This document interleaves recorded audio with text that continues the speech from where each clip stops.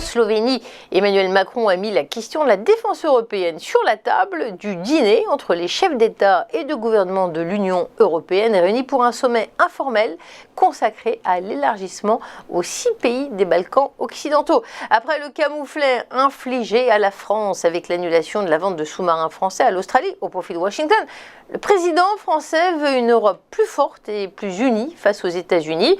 Il a appelé hier soir les Européens à rester lucides, à sortir de la naïveté face aux nouveaux choix stratégiques des États-Unis, tournés vers leur rivalité avec la Chine. Mais certains pays nordiques et baltes ne veulent pas envoyer des signaux négatifs à Washington afin de préserver la relation transatlantique et l'OTAN, essentielle selon eux, notamment face à la Russie. Dans 3 mois, le chef de l'État français prendra la tête de l'Union européenne.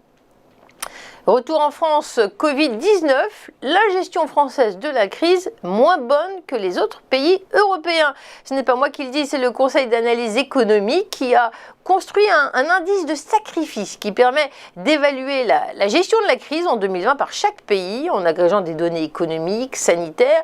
Le résultat n'est pas très réjouissant pour l'Hexagone qui se classe 26e sur les 38 pays analysés. L'Irlande, la Corée du Sud, l'Australie ressortent en tête, suivis par la Norvège. À l'inverse, la Bulgarie, l'Italie et l'Espagne sont en queue de classement.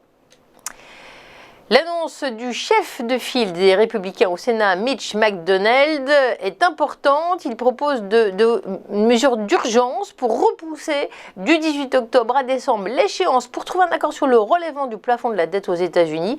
Au-delà, vous le savez, les États-Unis s'exposent à un défaut sur leur dette, ce qui serait une première dans l'histoire de ce pays.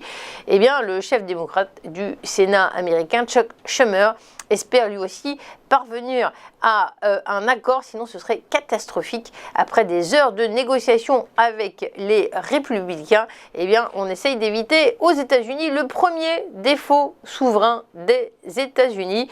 Les discussions sont âpres. C'est maintenant l'heure de la séquence du chrono-CAC. On se retrouve après une pause.